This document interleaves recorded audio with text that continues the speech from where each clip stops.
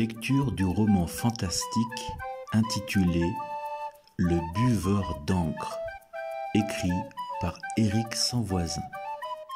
Chapitre 4. Dans le cimetière. Brrr, j'ai frissonné malgré moi. Un cimetière, ça n'est pas un endroit pour les enfants. Continuer pouvait se révéler dangereux. Mais j'ai continué. Je suis un homme d'action, pas une mauviette. Mon suspect avait pris de l'avance dans l'allée principale. J'ai accéléré l'allure pour combler la distance qui nous séparait. Soudain, il a bifurqué dans une petite allée qui partait en diagonale. Le temps d'arriver à l'embranchement, il n'y avait plus personne. Un gros mot m'a échappé. Quel nul! Comme je ne voulais pas avoir parcouru tout ce chemin pour rien, j'ai serré les dents et je me suis engagé entre les pierres tombales. Partout, des noms et des dates étaient gravés dans la pierre.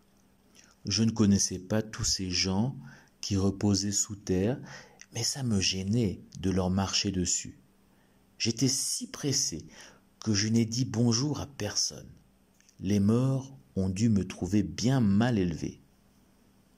L'un d'eux avait bu le livre. Où se cachait-il? Il n'était pas donné à tout le monde de rencontrer un vampire. Il était encore plus rare d'en découvrir un qui suçait l'encre des petits bouquins. Quelle chance j'avais!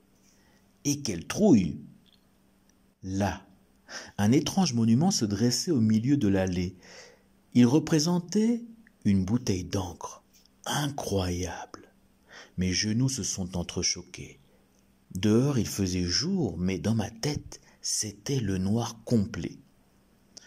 Comme un automate, j'ai poussé la grille de ce caveau bizarre. Elle n'était pas fermée à clé. Un escalier s'enfonçait dans les profondeurs de la terre. J'ai descendu les marches au ralenti. Du plafond tombaient des toiles d'araignée qui se collaient dans mes cheveux. Brrr. En bas se trouvait une petite salle ronde dont les parois étaient tapissées de livres. Des milliers de volumes se serraient les uns contre les autres, comme des petits soldats au garde-à-vous. Étrange bibliothèque. Le garde-manger du monstre. Quelques bougies éclairaient un cercueil en forme de stylo-plume posé sur des tréteaux. À l'intérieur, mon suspect ronflait. Une couverture masquait son corps. Seule sa tête était visible, reposant sur un gros oreiller de satin. Sur sa peau de papier mâché, des petites lettres semblaient incrustées comme des taches de rousseur. Je me suis approché pour mieux voir. Brusquement, il s'est redressé et ses yeux se sont posés sur moi, fixes et injectés d'encre noire.